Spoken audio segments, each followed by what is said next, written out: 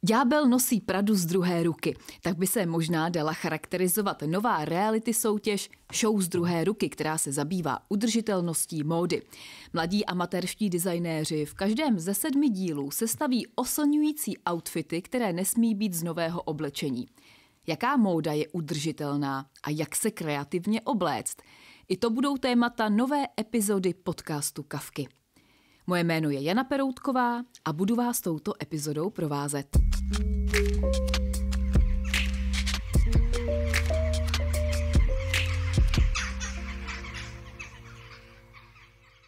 A ve studiu je dnes s námi greenfluencerka a porodkyně Show z druhé ruky Natália Pažická. Dobrý den. Ďakujem za pozvanie.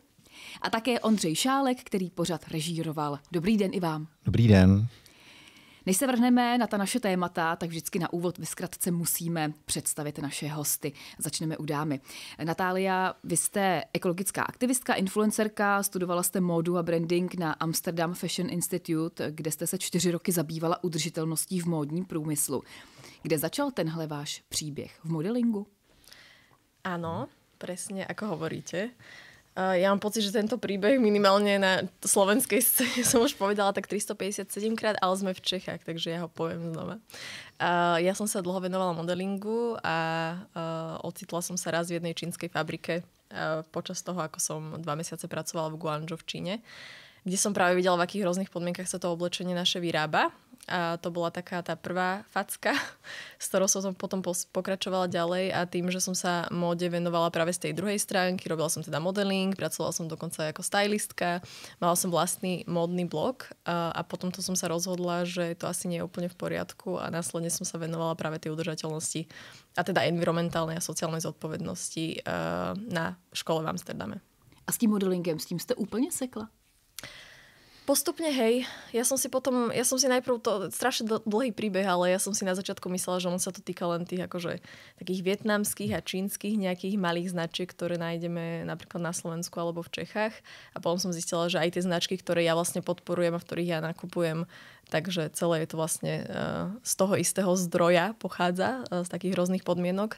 Takže potom som postupne aj s tým modelingom sekla, lebo som nebola úplne komfortná s tým, s akými značkami som mala spolupracovať. Vy jste říkala, že jste dostala facku. Co to znamená? Vzpomenete si na ten konkrétní okamžik? Co jste viděla nebo co jste slyšela? Kdy jste si uvědomila, tak takhle fakt ne? No tak keď vstúpite do obrovskej fabriky, kde na jednej strane tie šičky pracujú, na druhej tam ležia na tých laviciach. Niektoré tam mali veľmi malé deti a tie podmienky tam boli hrozné v tom, že tá teplota vo vnútri, tá vlhkosť bola neznesiteľná. A bol tam zápach chemikálií, všade boli praskliny na stenách, plesne a teraz tam stojíte a vidíte to, že pre niekoho je to zjavne realita, v ktorej dennodenne žije. A ja som sa potom pýtala tej našej manažérky, ktorá jediná vlastne vedela aj po česky, aj po slovensky, po anglicky a po slovensky. Či po čínsky, bože, ja som smetená.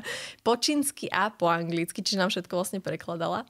Tak ona keď mi povedala, že oni v tej fabrike žijú a za to, že tam pracujú, tak vlastne dostávajú od tej fabriky, môžu teda ostať v tej fabrike aj spávať, pretože tá pláca, ten plat by im samozrejme nevystačil na to, aby si zaplatili niečo iné a oni tie peniaze, ktoré zarobia, posielajú potom svojom domov, svojim rodinám, ktoré sú často na druhej strane Číny. Takže se dá říct, že v tuhle chvíli se vám život otočil o 360 stupňů, protože do té doby jste žila nějak a pak zase nějak úplně jinak. Toto prirovnanie neviem, či je úplne presné, lebo ľudia majú pocit, že teraz, keď niečo zistíte, tak musíte ísť z 0 na 100. A presne tak som to inak mala aj ja, ale potom počasie som pochopila, že ono to nie je úplne dlhodobo udržateľné z toho vlastného vnímania sveta, pretože ľudia chcú byť zo dňa na deň vegáni, nenakupovať vo fast fashion a potom to podporuje takúto myšlienku, že musíme byť vo všetkom 100%, čo vôbec nie je pointa tej celej veci. Pointa je len, že zaujímať sa, trošku sa zamýšľať nad tými svojimi rozhodnutiami, ale žiť 100% udržateľný život je vlastne utopia. Ještě jednu věc, než se dostaneme k Ondřejovi. Vy jste v roce 2021 se dostala do žebříčku Forbesu 30 pod 30. Je to pro vás znamení, že děláte prospěšnou věc? Aj by som povedala, že áno. Ale musím povedať, že toto pre mňa nie sú také tie mety, ktoré som mala v tom meritku, že toto chcem dosiahnuť. Ja som si napríklad dovtedy úprimne myslela, kým teda ma s týmto neoslovili, alebo teda mi to neoznámili, že Forbes do tohto rebríčka zaraďuje len ľudí, ktorí sú veľmi bohatí a úspešní v nejakom biznise. Takže ja som bola prekvapená, že vôbec tam zaraďujú aj ľudí, ktorých prácu považujú nejakým spôsobom za významnú. Takže ma to veľmi samozrejme potešilo, ale nie je to asi jeden z tých úspechov, ktoré by som mohla pomenovať, že to mi zmenilo život, alebo že na to som najviac pyšná. Ale zahrálo to. Áno, bolo to milé. Tak náš druhý host, to je Ondřej Šálek, režisér, dokumentarista, audiovizuální artista, zaujal mimo jiné studentským dokumentem Republika Jágr. Můžete znát jeho neznámou společnost, kterou taky natočil pro Českou televizi. Čím vás baví dokumentaristika? To je hodně široké pole, obzvláště tady k téhle reality show, ale vlastně já mám na to rád tu neinscenovanou realitu vlastně. Myslím si, že v tom je nějaký voyeurismus. Rád se dívám na lidi. Já si to vlastně dělám takový vlastně často i cvičení, který vlastně je taková radost, to je mé hobby. Je to v metru a dívat se na lidi a přemýšlet vlastně, co všechno za něma je, co všechno se jim honí hlavou. A ten dokument je vlastně v tomhle splněným snem, protože já vlastně miluji film a miluji audiovizi a tam se to všechno pojí. A přijde mi vlastně ještě na tom dokumentu vlastně skvělý, že ty témata se dají jednoduše artikulovat, že vlastně divák jasně zjistí, o čem ten film je jednoduše. A zároveň, já to nemusím vymýšlet, nebo jako vymýšlím spoustu věcí, ale já prostě za ty lidi nemůžu mluvit. A v tom je to krása, že mě to vždycky pokaždé překvapí. A v tom je to dobrý. A v tom je dobrá i ta reality show. My jsme teda začínali úplně jako na nule a vlastně jsme moc nevěděli, jak to přesně bude vypadat. A nakonec díky tomu, že jsme tam měli těchto 9 soutěžících, nám to vlastně celý udělalo. A my jsme to vlastně nevěděli dopředu, což je vlastně super, že s tím nemůžeme počítat. Nemůžeme s tím počítat a není zatím žádný scénárista, který nám to jako vymyslí a my to 30krát přeškrtáme a řekneme ne, takhle to může být ještě trochu jinak. Ale vlastně trochu čekáme, co ty lidi do toho vlastně přinesou a je to vlastně taková dobrá jako spolupráce. No já se strašně těším, až se o tom budeme povídat, ale ještě si chci zjistit něco na vás. No, klidně. Dokumentaristika. Vždycky jste chtěl pracovat v tomhle oboru? Nechtěl, já jsem studoval filmovou vědu. Mě vlastně strašně dokumenty nudily. Mně přišly, že jsou to opravdu dokumenty o zvířátkách a o druhé světové válce, tak to mě vlastně vždycky štvalo. Ale pak vlastně na filmové vědě mě nadchli pro dokument a měl jsem pro tu fázi z 0 na 100, kdy jsem odmítl fikční film a přišel mi strašně umělý a vyumělkovaný. A strašně jsem se do toho zamiloval, protože vlastně ty formy toho dokumentu jsou strašně pestrý. Ono si to nezdá, ale opravdu to nejsou jenom zvířátka a druhá světová válka. A k tomu dokumentu se dá přistupovat strašně různě a pak mě to strašně nadchlo a chtěl jsem prostě studovat dokument. Když říkáte ta zvířátka, tak na vašem profilu je u vás zakončený úvod takhle. Má rád koťátka, takže vás fascinují kočky, jak to je? Nebo je to jenom legrace? Ne, mám rád kočky, já jsem určitě kočičí člověk, ale já mám vždycky takovou jako, já nechci říct jako špatnou vlastnost, ale já si vybírám takový jako někdy těžký témata, že se bavím s lidma, nebo v těch dokumentech, kteří nejsou úplně přístupní, ty témata jsou často těžká, prostě musíme se bavit o nějakých strašně globálních věcech. Těžko se třeba i hledá nějaká empatie. A je to fakt jako náročný na psychiku a po každém projektu já si říkám, a teďka budu točit o koťátkách a prostě udělám si prostě studio a tam budou koťátka a budu točit koťátka. A nikdy mi to nevyšlo a vždycky jsem vlezl zase do nějakého náročného, jako psychicky náročného projektu a děje se to vlastně do teďka, no. Když mluvíte o těch těžkých tématech, tak jedním takovým asi může být i krize mužské identity. To vás zajímá? Jo, proč tohle téma? Jak jste na to přišel? Pozoroval jste zrovna v metru nějaké muže?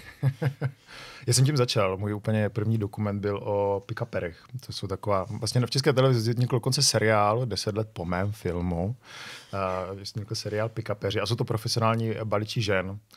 A ono to tehdy před těma 10 lety opravdu reagovalo na nějakou jako krizi mužství, protože mi to přišlo jako fascinující, jak mladí muži se snaží zapojit do téhle společnosti a někoho zbalit a moc dobře vím, jaký to pro mě kdysi bylo někoho balit a vlastně ta partnerka, vztah, romantický vztah vždycky byl nějaký status. A pak mi to vlastně zůstalo, mě to vlastně jako zajímá. Já mám pocit, že to vlastně hledám v každém filmu, přestože ty filmy jsou strašně odlišné.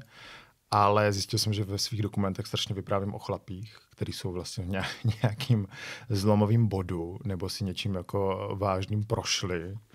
A vlastně rád u mužů hledám nějakou křehkost, nějakou ambivalenci a jasně, že samozřejmě to hledám tak částečně i u sebe. Takže... Jste křehký? Jo, určitě. Takže proto nejste automechanikem, to je prý vaše noční můra. Teď jsem si proti sobě poštoval veškerou pracující třídu. Já velice obdivuju všechny automechaniky, jenom na to nemám nadání. Jsem křehký, ale byla to dlouhá cesta taky, no. To je asi do jiného podcastu, ale ano, byla to dlouhá cesta najít v sobě taky nějakou křehkost a dávat ji taky na odiv, nebo na odiv. A spíš s ní umět být s ní v pohodě, vlastně být s ní otevřený a umět ji ukazovat, no. A neuměl jsem to dlouho. Takže vlastně pak to hledám i u svých protagonistů a často je taky do toho nutím, to je pravda. Tak show z druhé ruky, pojďme se věnovat módě. Řekněte mi, co máte dneska na sobě. No dobre, tak si ideme dať outfit check. S Ondřejem to sme ešte nedelali. Ja pri tejto otázke trošku to otočím, ak smiem. Môžete. Tiež mám pocit, že to referuje na to, alebo že to navádza človeka sa tak podvedome možno hanbiť za to, že by na sebe mal oblečené niečo z fast fashion. Lebo teraz by som povedala, že mám na sebe tričko z udržateľnej značky, mám na sebe nohavice z druhej ruky, ale od jednej slovenskej značky. A teraz, keď nás niekto počúva a možno si aj pozrie tú show alebo to, o čom ja vlastne rozprávam, o čom máme podcast na mojom profile, tak môže nadobudnúť taký ten pocit, že niekde to hrá na ten pocit, že som ja vlastne zlý človek, keď podporujem ten strašný priemysel, ktorý spôsobuje toľko bolesti či už ľuďom alebo škodu na životnom prostredí. A chcem tak na začiatok povedať, že on to vôbec nie je pointa opäť, že všetko musíme mať zo sekáča, aj keď naša show teda inšpiruje ľudí takýmto nákupom. Ono je to celé o tej uvedomelej spotrebe úplne v každom smere, takže aj keď som teda vymenovala, čo mám na sebe, tak je úplne v poriadku si nakupovať veci vedome, pokiaľ viem, že si to kupujem s tým, že to vynosím. Len my často prepadáme tým ošialom, že minulý týždeň bolo toto trendy a teraz toto, tak idem si nakúpiť aj to, lebo mám pocit, že to je to, čo prejavuje nejakú moju identitu v spoločnosti, čo samozrejme súvisí s tým, že je tu nejaký nátlak z marketingu, influencerov na sociálnych sieťach a tak ďalej. Ale že nie je to o tomto. To by som tak na začiatok ráda povedala, lebo niekto môže mať taký ten vnútorný boj potom so sebou. Já myslím, že to má spousta lidí. Já ho mám možná trošku taky, protože jsem možná v nějaké fázi, kdy jsem se rozloučila s fast fashion. Snažím se taky žít spíš jako udržitelnější život, byť mě k tomu třeba nutí nejenom nějaká jako, jak to říct, že bych to chtěla sama jakoby uvnitř, ale třeba i člověk chce být úspornější, ušetřit víc peněz, takže to jsou všechno okolnosti, které k tomu vedou. Takže určitě. Jak vypadá váš šatník doma? To by mě zajímalo. Jako inspirace. Zase není to nějaká jako otázka, která by měla tlačit a ukazovat, aby měli lidé výčitku, ale prostě jenom jako inspirace. No, to bude tiež taká opačná odpoveď na to, že mnoho ľudí si myslí, že keď sa venujem týmto témam, tak musí mať automaticky kapsulový šatník. A kapsulový šatník, neviem, či je tento koncept známy, my sa o tom rozprávame aj show z druhej ruky, znamená, že mám 20 kusov oblečenia, ktoré medzi sebou kombinujem a tým, že človek má napríklad jedno povolanie, som právnička, keď je to hrozne teraz stereotypné za to, že som právnička, nemusím sa oblikať jak právnička z 93. v nejakom dokumente napríklad. Ale znamená to, že to mám nejaké kombinovateľné veci, ktoré mi nezaberajú veľa času a mentálnej námahy skombinovať, čiže ráno sa zobudím a nemám ten pocit, že nemám si čo obliecť, lebo mám tam proste tú kombináciu, ktorú viem, že si dám a idem. Ja to mám trochu inak, pretože som sa rozhodla pracovať s tým, čo som odjakživa v tom šatníku mala. Ja som nakupovala teda aj v týchto známych fast fashion všelijakých značkách, odkedy som mala, keď prišli k nám na Slovensku, si pamätám, to som mala možno 14 alebo 15 rokov. Takže ja tam mám dokonca tým, že sa mi rapidne nezmenila nejak váha, ani som neprešla si tehotenstvom. Ja tam mám stále veci, ktoré niektoré majú, že viac ako 10 rokov. Čiže mám tam takéto veci a potom samozrejme postupne časom som si už dokupovala veci, hlavne keď som si to celé uvedomila, keď som sa začala tomu venovať. Začala som teda raziť to pravidlo, že môžem to povedať po slovensky, kvalita nad kvantitu. Takže som začala si kupovať viac kvalitnejších kúskov, ktoré teda boli aj niektoré drahšie, niektoré samozrejme zo second handu, kde sa dajú nájsť naozaj poklady z hodvábu, z vlny, úžasné denimové kúsky. Takže mám taký myšmaš v tom šatníku. Keby som chcela by som bola na seba prísna, keby som tam chcela vytvoriť tú kapsulu, lebo mňa tá kapsula vlastne nebaví, lebo mňa baví míňať tú mentálnu energiu na to, že si vyberiem, čo si tam oblečiem. A zároveň mám tam taký sentiment k tým kúskom, že som odhodlaná ich nosiť, až kým sa mi nerozpadnú. Čo naozaj neviem, kedy bude, lebo nenosím každý deň to isté tričko, ale vnímam to tak, že nie je pointa teraz vyhodiť všetko to zlé, čo sme si v šatníku v úvodzovkách nahromadili, ale nejak pracovať s tým postupne, lebo aj tá osobnosť sa vyvíja. Úplne iná som bola v 15, vtedy som nosila kraťasy, kde mi polka zadnej časti mojho tela bola vidieť. Teraz sa na to už úplne necítim, že nevnímam to, že to je súčasť mojej osobnosti, takže aj ten štýl sa mení a neznamená to, že teraz musím všetko vyhodiť, ale vždy sa aj z toho starého štýlu dá niečo zapojiť do toho nového. Celé je to asi len o tom, že sa nad tým zamyslím, že nemusím s každou zmenou mojej osobnosti alebo mojich hodnôt meniť aj celý šatník, lebo to není úplně ani finančně vlastně ekonomicky. On je tam takový zajímavý efekt, že já mám pocit, že čím víc věcí mám v šatníku, tím menší je pravděpodobnost, že tam něco najdu, co si chci vzít na sebe. A zatímco, když teď vím, kde co přesně mám, byť toho mám míň, tak přesně vím, co si vezmu. Určite. Aj tá štatistika je hrozivá, že nosíme 20-30% zo svojich šatníkov.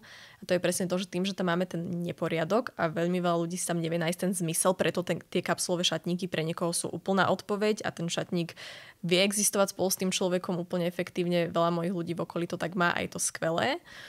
Ale každý sme iný a treba si nájsť to svoje, že čo nás baví, v čom my vidíme zmysel, ako my vieme fungovať s tým šatníkom, ale raz keď to máme takýto neporiadok, ako ste spomínali, že neviem, čo si mám ráno obliecť, lebo mám toho milión a kúpim si ďalšie modré tričko, lebo som zabudla, že to modré, ktoré tam je zasypané na tej kope, už mám 4 roky, tak potom sa dostávame do tej situácie, že práve, že nakupujeme viac a viac, lebo chceme nájsť nejakú cestu von z toho, že nevieme, čo si máme obliecť. Jak to bude mít Ondřej? Budou jeho odpovědi taky takhle dlouhé, nebo to bude radikálně stručnější? Jaký máte vztah k módě? Jak chci poděkovat hlavně Natálii za ty odpovědi, to je strašně krásný, co říká. Já mám vztah k módě takový, že jsem to taky vlastně znovu objevil, nebo já jsem ho objevil vlastně tak před 5-6 lety. Móda je super, móda je vlastně možnost. A já jsem ji strašně dlouho ignoroval a měl jsem strašně omezený šatník a myslím, že jsem opravdu nosil úplně všechno, co jsem měl. Před velice omezený, měl jsem vždycky jeden pár bot na celý rok. Moje partnerka mi to vždycky vyčítala. Ale pak jsem teda už mám asi 6 párů bot, teda přiznám na sobě, nevím, jestli to moc nebo málo. Ale pak jsem objevil tu obří možnost, že já si vlastně můžu oblékat nějak. Je to na moje rozhodnutí. A to, jak se oblečuje, opravdu na mě vlastně. Což není možná ta odpověď. Ale pak jsem objevil samozřejmě i ty sekáče, všechny tyhle věci. A furt vlastně neustále do teďka s tím experimentuju, že vlastně furt zkouším to, co by mě mohlo sedět, to, co vlastně mi jako nějakým způsobem sluší, i to, co mi vlastně v vozovkách nesluší. Takže neustále nějakým způsobem experimentuju a pak dělám vlastně přešlapy a pak si vždycky v poledne řeknu, že to vypadá vlastně strašidelně. Takže to vlastně řeším. A to, co vlastně říká Natálie, je vlastně strašná pravda. Tady s tím, že vlastně máme ten pocit viny. Já jsem ho měl vlastně dost taky. Pak vždycky jsem se styděl, když jsem do těch obchodů chodil. A s tím jedným párom topanok si mal? Ne, tak já jsem si kupoval teďka zase z fast fashion prostě pár bot. Já to vlastně přiznám klidně. Protože boty se fakt špatně kupujou. A já mám dost omezený budget. A už to, že musíš povedať, že sa k tomu priznáš, že to je podľa mňa, vieš, tá myšlienka, čo je tu zasiata, že niečo má byť hanba, pritom je to úplne v pohode. Je to tak. A já vlastně ještě z toho odpovědi odskočím, já vlastně na to navážu, protože ono vlastně oblékat si udržitelně je hodně náročné. Psychicky, finančně, časově. Prostě. Ono se to jako nezdá. Člověk musí udělat spoustu vědomých jako rozhodnutí. Musí si ty věci jako vybírat. Když jako chcete vstoupit do sekáčové kultury, tak vás to jako fakt stojí strašně moc času. Jako musíte to věci prochodit, musíte je vyzkoušet. Zatímco chodit do toho fast fashion je vlastně opravdu rychlé, spolehlivé a když na to nemáte čas a nemáte v tom ten zájem, tak jako jasně, že ti lidi to budou jako dělat. A proto vlastně nechci, aby ani z té show, ani vlastně z tohohle podcastu bylo nějaké jako ukazování na ty lidi, kteří to dělají. To si myslím, že by byla velká škoda a velká chyba. A no, tak to jenom vlastně jsem chtěl doplnit k té Natálii. Tá móda...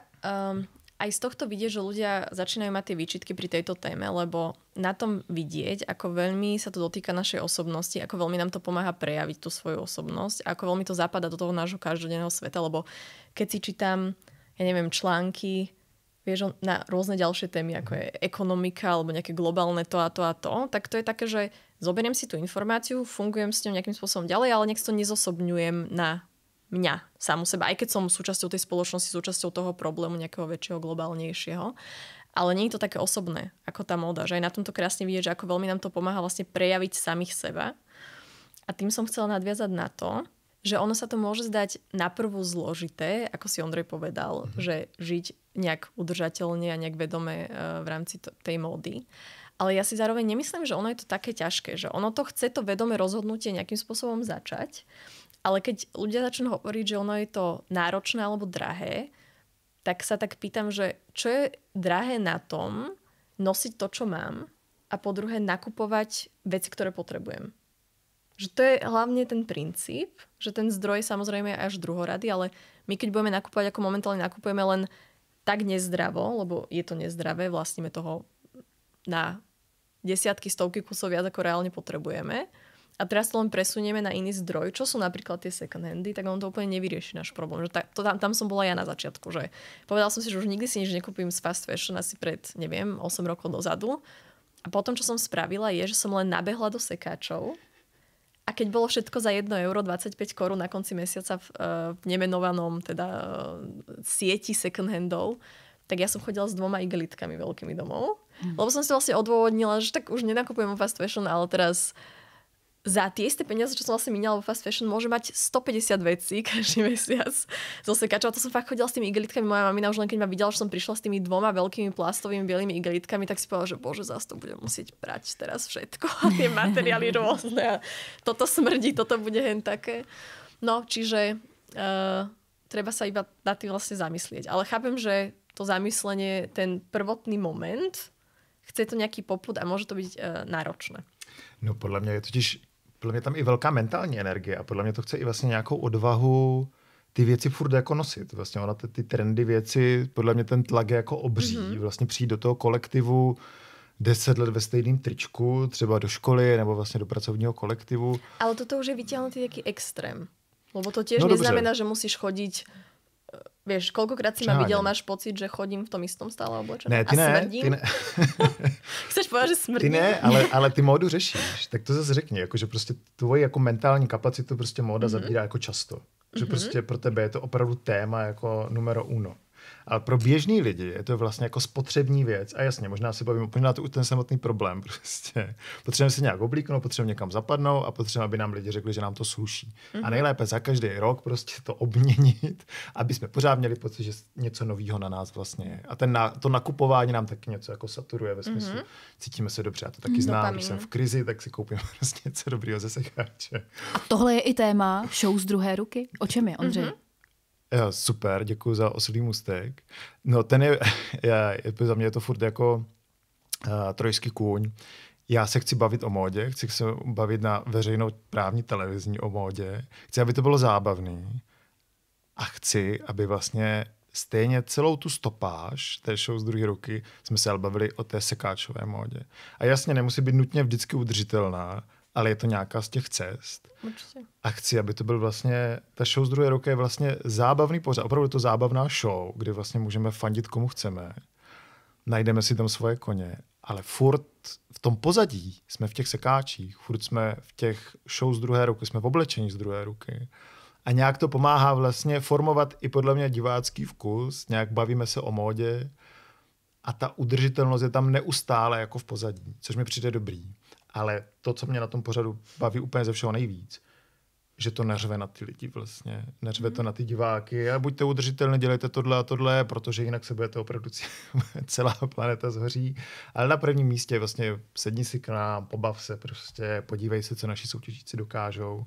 Takže tam není třeba takovéto uvědomění si, když přijdu do nějakých, nevím, nejmenovaných obchodů ze Španělska a něco si tam koupím, takže zničím planetu. Tohle si ten divák nemá uvědomit? Ne, já si totiž myslím, že opravdu divák, že si koupí něco ze španělského obchodu, nezničí planetu totiž. Já si to teda opravdu bytostně myslím. A na to Natálie podle mě bude asi lepší respondent. Ale myslím si, že to je totiž taky lichá cesta, protože ono se to dost jako... Je to krásný zjednodušení, jak se přenesla celá ta zodpovědnost na ty zákazníky a na ty obyčejný lidi. A já tady opravdu vždycky budu jako obhájce těch obyčejných lidí, kteří tu módu fakt nechcou řešit všechny tyhle věci a my jim říkáme, že jedním nákupem zničí planetu. Já si to opravdu nemyslím. Já si myslím, že fakt jako ti, co ničí planetu, tak mají jinou moc. Jsou to ti, kteří rozhodují o všechno, o těch globálních věcech. Jsou to politici, jsou to ti lidi, kteří to vytvářejí, kteří vytvářejí ten systém. Jasně, že i na těch jednotlivcích záleží, ale přeneseme-li celou tu zodpovědnost na jejich jako ramena, tak si myslím, že to strašně nefér. A podle mě těm, kteří opravdu jsou to zodpovědní, to strašně moc vyhovuje. Protože vlastně my se pak nebavíme o jejich zodpovědnosti. Pardon. Tak kdo za to může? Protože vlastně i filmy nás učí, že drahé oblečení rovná se hezky vypadá, ať už to je Ďábel nosí Pradu, Sex ve městě a tak dál. Mne napadlo tak milión vecí teraz, jak tu Ondrej správal. Ale poviem taký príklad, že my, keď čítame presne o ekonomike, globálnych problémoch a tak ďalej, to je niečo, čo nás informuje o tom, aký je momentálny stav sveta a ako v ňom nejak vieme fungovať pomedzi tieto všetky problémy. A mám pocit, že táto show presne odohráva tú istú úlohu, alebo teda aj napríklad moja práca, že ja chcem len ľudí informovať o tom, v akom stave sa nachádza odevný priemysel po sociálnej a environmentálnej stránke po väčšine. Aby vedeli, že to je proste čistá informácia a čo ty s ňou spravíš ako človek, je na tebe. A takisto ako keď čítam, že niekde je nejaká ekonomická kríza, tak to teraz ma nenavádza na to, aby som išla do tej krajiny a rozbehla si tam svoj biznis, aby som podporila lokálnu ekonomickú situáciu. To akože preháňam teraz nejaký príklad, ale že stále je to len holá informácia, ktorú ja tým ľuďom prinášam. Dám samozrejme nejaké riešenie, ale nikdy to nie je ten apel na toho človeka, že teraz, keď si kúpiš v španielskej značke nemenovanej tričko, tak zhorí planéta. A podľa mňa to je úplne presne tá myšlienka aj tej show, že my prinášame tú informáciu, ukazujeme nejaký uvedomelejší spôsob tých nákupov v podobe tých second handov, taký ten trojský kôň tej celej témy, ktorý to tam prináša. Aj skrz tú zábavu samozrejme. Ale nie je to apel teraz zhadzovať celú zodpovednosť na spotrebiteľa, lebo to je celá téma. V rámci odevného priemyslu stále rieši, že kto za to môže, firmy, governments, alebo teda parlament a legislatívy, vlády, alebo jednotlivec. A už sa veľmi dávno prišlo na to, že ono je to taký ten trojuholník a každý tam má svoju dávku zodpovednosti samozrejme, lebo aj dopyt sa rovná ponuka a naopak, že ono to spolu v tej rovnici naozaj funguje. Ale nie je tá celá váha na tom spotrebiteľovi, ale vieme aj my vyvíjať istý tlak. A keď Ondrej hovorí, že je to celé náročné, že ja sa teda venujem mode, že pre mňa je to jednoduchšie, tak chcem ešte povedať jednu vec, že my sa v tej téme venujeme trošku aj tomu psychologickému, lebo mnoho ľudí si myslí, že je to len o tom dopade nejakom, ale on to má dopad aj spätný na nás. A teraz nehovorím taký ten hmotný, alebo že v podobe tých chemikálií, že aj samozrejme naše telo, tým, že celý deň treme o seba tie látky, že on to aj po tejto stránke môže byť nejaké riziko, ale to sa nebavíme len na fast fashion, ale celkovo o odeve a mnoho iných veciach. My už máme mikroplasty aj vo vode a tak ďalej, čiže tá situácia úplne v tomto smere nie je úplne skvelá.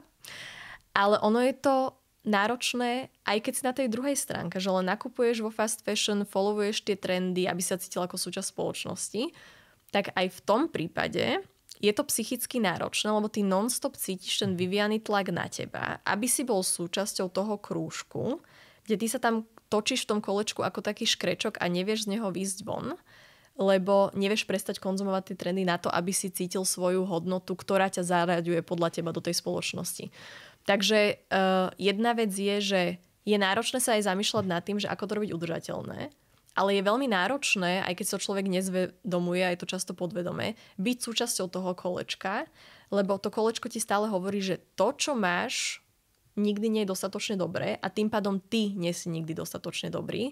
Takže ako náhle raz vystúpiš z toho kolečka, tak je to jednoduchšie v niečom aj pre teba, že zrazu nemáš na seba taký tlak toho, že keď prestanem, už nebudem dostatočne dosť dobrá na to, aby som mal priateľov, bol obľúbený, on to celé hrá na tie naše primárne city. Je to oslobozujúci. Vlastne. Áno, je to oslobozujúci, takže myslím si, že aj to prinášame v tej show, že nie je to len o tých dátach, v zmysle, že čo to spôsobuje, ale aj možno ako z toho kolečka von. To som vlastne tým chcela povedať, že má to aj tento aspekt. A jak vás vlastne napadnul tenhle koncept? Nebo ste sa niekde inspirovali? Jo, ja som sa... V Amerike. Jo, tak klidně samozřejmě doufám, že nás někdo bude žalovat. Ne, je to tak, že já jsem dostal nabídku tady s tímhle. On původně vznikl úplně jiný pilot s jedním naším porodců, který vlastně dělal podobnou show na YouTube, pak se to tady dotáhlo do České televize. Oni udělali úplně jinou show, to dali mně, já jsem řekl, že v tomhle to nefunguje a pojďme to předělat. A to se málo o mě asi ví. Já dlouhé roky si vydělávám v komerčních televizích na podobných reality show. Prostě mám nějaké hranice, ale prostě dělám na reality show, často kuchařský reality show. A tam jsem se naučil prostě tyhle formátové věci. Vlastně, co to všechno potřebuje, jak mají fungovat porodci, jak má fungovat prostě zpovědnice, takový ty rozhovory. A řekl jsem, pojďme to udělat jako jedna nejmenovaná kuchařská show, prostě, to klidně pak vystříhněte, kdybychom měli problém s licencema. Ne, prostě ale existuje nějaký jako princip soutěže, kdy ti lidi jako prochází z jednoho dílu do druhého a jsou to opravdu hobíci a usilují o nějaký titul. A napadlo mě, že vlastně to je prostě geniální věc, jak opravdu to udělat vlastně z módního prostředí. Protože móda mě fakt vždycky jako bavila, nebo posledně opravdu 5-6 let mě jako strašně baví. A ten princip je strašně funkční, že opravdu máte jako nějaký penzum lidí, kteří o něco soutěží, takže jim o to jde, pak máme porotu, která pak jako dá ty dobré rady prostě a posouvá ty lidi dál. Takže takhle to vzniklo. Oni mi vlastně opravdu dali ten nefungující pilot, což samozřejmě z vnějšku vždycky to je jednodušší soudit, jestli to je fungující nebo nefungující. A já jsem řekl, vlastně pojďme to udělat úplně jinak, na což teda Česká televize nikdo moc nebyl připravený, ale dali nám tu důvěru a vzniklo tady tohle. No. A co porodci? Natálie, vy jste jednou z porodkyň. Jaké to bylo? Kdo vás oslovil? Jak jste se vlastně dali dohromady? No, ďalší príbeh prichádza. Pre mňa tento koncept, to bol môj sen v podstate, lebo ja som riešila tieto témy na sociálnych sieťach, mali sme pod Veľkým rádiom na Slovensku, o tom rok a pol sme nahrávali podcast a vedela som, že do tej telky som to dostávala skrz toho, že ma pozývali do rôznych relácií a do správ, ale vedela som, že keby prišla nejaká show, kde to vlastne pravidelne môže byť zobrazované a komunikované, že to by akože bolo úplne úžasné. My máme podobný koncept na Slovensku, jedna slovenská show, kde tiež sa vlastne hodnotia nejakým spôsobom outfity. A vždy, keď som to pozerala, to bolo také hobby, že som prišla na strednej po škole domov, zapol som si telku, vždy to tam bolo o tom čase. A že to by bolo tak super, keby oni nakupovali vlastne second handoch a mohli by sme pomocou toho komunikovať aj nejaké takéto akože dôležité témy ohľadom toho priemyslu. No a boli sme s mojím priateľom tak dlhodobejšie na Islande a teraz tam sedím večer pri tom počítači a zrazu mi pípne e-mail, neviem, či mi to písal už Ondřej alebo kdokoľvek z produkcie. A vidím to tam a hovorím si, že oni si zo mňa asi robia srandu, že ešte aj v Čechách. To bolo tesne po tom, čo sme sa presťahovali do Prahy, tak ja, že už by zistili, že som v Prahe. A celé to vlastne bolo také, že až moc dobre na to, aby to bola pravda.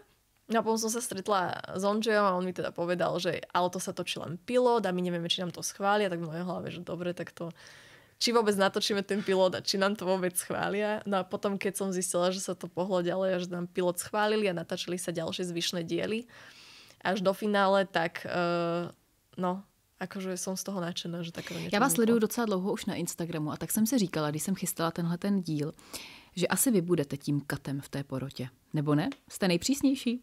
Nemyslím si. Nechcel zhodnotiť túto kolega, ale ja som podľa mňa celkom také zlatičko. Vážne? Ja viem, že vyznievam z tých videí tak, že to hovorím tak akože prísne a rázne, ale k ľuďom si nemyslím, že úplne viem byť asi až taká... že pokiaľ ja úplne vidím aj tú snahu a to, aké nasadenie do toho tí ľudia v tej show dávajú, že keď rozprávam o tých svojich témach, tak vždy tam mám nejakých tých bad guys, hej, že tu sa bavím o nejakých problémoch a viem, že niekto niekde ich spôsobuje, keď o tom hovorím. Napríklad v tých reelskách na sociálnych sieťach, ale tu tí ľudia oproti mne, keď ich hodnotíme, tak oni sú so mnou na tej jednej lodi toho, že viem, že oni si uvedomujú tie problémy a že sme úplne takí kamoši. A kdo jsou další porodci? Další porodci jsou Matěj Kačírek, který to původně opravdu, on má značku Ultravagant a dělal si na YouTube podobný pořád, opravdu si s svýma kámošema nebo známýma prochodili po sekáčích a dělali si různý výzvy a tam teda ty časy byly opravdu jako menší, oni to prostě museli poskládat za 5-10 minut nějaký outfit. Pak se to vyhlásili, takže vlastně je to dost podobné. A ten s tím vlastně přišel do té České televize Takže to je další po roce. A pak Karolina Břínková, což je módní novinářka, prostě dělá i v módním marketingu ve slow fashion a ta se přináší vlastně jako i tu odbornost, vlastně i ty fakta, o kterých se pak můžeme bavit. A když jste se ptala, jestli je Natália ta přísnější, tak ne, no. Je opravdu to zlatíčko. Mám pocit, že jestli tam někdy ty soutěžící někdo držel, tak to byla Natália. Nic proti Matějovi Karolině, ale Natália opravdu, myslím si, že dokázala opravdu jako namotivovat a zároveň vlastně i ne chlácholit, ale vlastně podržet ty lidi v té soutěži vlastně, což mi přišlo dobrý. A jací soutěžící se přihlásili? Jací to jsou lidé? Jestli já něco miluji na reality show, tak jsou to castingy. A to opravdu já můžu dělat na jakýkoliv reality show castingy, protože najednou to je pro mě dokumentární zlato. Protože vám chodí opravdu, každých 10 minut vám tam přijde nový člověk a vy máte 10 minut, abyste ho poznali. A nějaký bizár, to bych chtěla slyšet. A chodí bizár a to, jo jasně, chodí bizár, teď jsem to teda řekl, OK. Ale nám, jako ten call nebylo... Nebylo to len v tvojej hlave, povedal jsi to nahlas. Tak je to tak, no tak přijde někdy, je samozřejmě nějaký bizár. Ale my jsme zrovna u těch jiných show přicházejí hodně velký bizáry, vlastně to se jako divíte vlastně, že to ty lidi napadlo. A někdy samozřejmě těm lidem, co to jako dělají, ty show, tak jsou samozřejmě rádi za nějaký bizár, protože se to jako vytváří ten zábavný obsah. Ale u nás to fungovalo tak, že ten call byl dost omezený a přišli nám opravdu jako 30 mladých lidí, kteří měli opravdovou zájem vlastně o sekáčovou kulturu a o sekáčové věci. A bylo to fascinující. Jestli já jsem vlastně za ten den, co jsme měli ten casting, naživo jsme se s ním potkávali, měl nějaký jako vhled do mladé generace prostě. I se všema úzkostma, asi vším, protože se tam jako na tom castingu bavíte o všem. Tak to byl přesně tady tenhle den, kdy jsme opravdu bavili se do hloubky prostě s 30 mladýma lidma a bylo to fascinující. Mě jenom fascinovalo to, jak oni jsou vlastně, je 37, takže já vlastně už jsem byl jako věkově dál, ale jak jsou vlastně sebevědomí, jak jsou i svobodní v té módě. My tady vlastně u té módě jsme se bavili často o nějakých problémech a tak dále, ale na nich bylo vlastně krásný, že co člověk, tak to jiný outfit. Každý něco reprezentoval vlastně. Mě to jako bavilo. Já bych tam klidně 10 minut jenom na ně koukal vlastně. A pak začali popisovat ty outfity prostě a mě bylo opravdu jako dobře, protože najednou se v těch lidech viděl, že vlastně i přes všechny problémy, co mají, prostě psychický, různý, to tam opravdu lidi prostě chodili s tím, tak v té módě byli jako svobodní. Prostě měli tu módu jako vlastně nějaký pocit sebevyjádření, nějakou tu identitu, což může být pak jako nějaké jako v vozovkách problém, ale oni posouvali ty hranice, co je možný vlastně na sebe dát, co oni vlastně ve výsledku jsou. A v tom je to krásný, protože já jsem v tom vlastně nevyrostl. Moje rodina to jako neřešila moc módu, ale jako vlastně otevřít, já jsem to vždycky, to svoje uvědomění té módy, jsem vždycky bral to, existuje tady ještě lidská věc, která nazývá se móda a já ji neřeším. A já si můžu dovolit ji řešit a můžu tady přizvat do svého života barvy, materiály, různé věci. Můžu jako já si ten život užívat ještě z jiné stránky vlastně. A tím neříkám, že lidi, co neřeší módu, tak si neužívají. Ale já díky tomu, že jsem si objevil módu jako hobby, jsem si do svého života pozval ještě tady tuhle věc a baví mě to.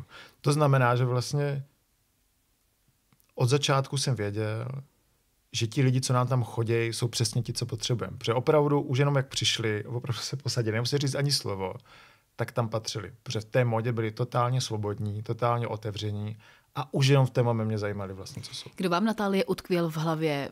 Neprozrazujte moc, ale třeba trošku naťuknete. Ja som v prvom rade bola, Ondřej to krásne povedal, lebo ja by som sa úplne stotožnila. Samozrejme, nebola som ja prítomná pri tých castingoch, ale potom už pri tom samotnom točení. Pri móde sa často skloňuje a veľmi nepravom podľa mňa to slovo povrchné.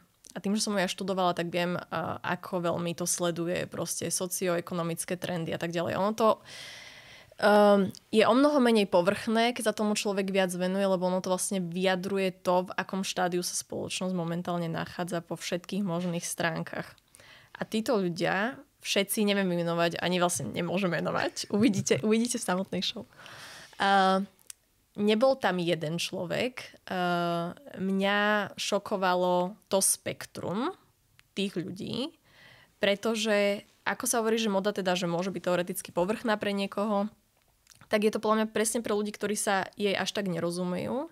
Pretože bolo vidieť na týchto ľuďoch, že tá povrchnosť, ktorú tomu niekto môže pripisovať, moda je ako plátno. Instagram môže byť povrchný, moda môže byť povrchná, make-up môže byť povrchný, človek môže byť povrchný, až kým nie je. Hej, že to je ako keby voľba a tí ľudia vedome ukázali, že tá voľba pre nich je mať v tej móde tak svojský a originálny názor, že som úplne videla, že tým, že majú názor na tú módu, úplne som videla, že majú názor aj na iné veci.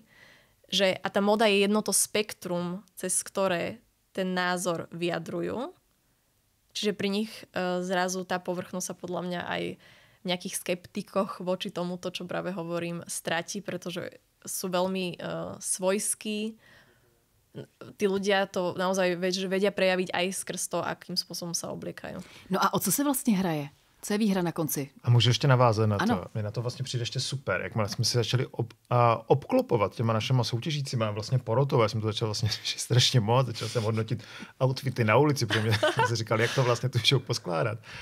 Tak mě to strašně pomohlo. Jako vlastně opravdu řešit ty outfity opravdu jako 3 měsíce ve střížně, pak ještě potom ještě předtím na place, tak mě to pomohlo v té inspiraci, že najednou mě se opravdu odemkl opravdu svět a celé to spektrum vlastně, co všechno ještě se na sebe můžeme být, čím vším ještě můžeme být vlastně a jasně můžeme udělat v tom jako spoustu úzovkách chyb, kdy nám to jako opravdu jako nevíde, je to fakt jako experiment. Jak so všetkým. Jak se všetkým vlastně, tak je to furt i nějaká forma umění, ale je to jako bavilo, já jsem se opravdu najednou cítil jako ta inspirace, obklopit se těma lidma vlastně, kteří to jako řeší, nějak vypadají, tak i mě vlastně osvobozovala, mě dávala nějaký pocit svobody, což je dobrý. Že to jsem si opravdu přinesl do svého života. To je výhra určitě. Rozhodně. Tak a teď ta materiální nějaká bude pro soutěžící.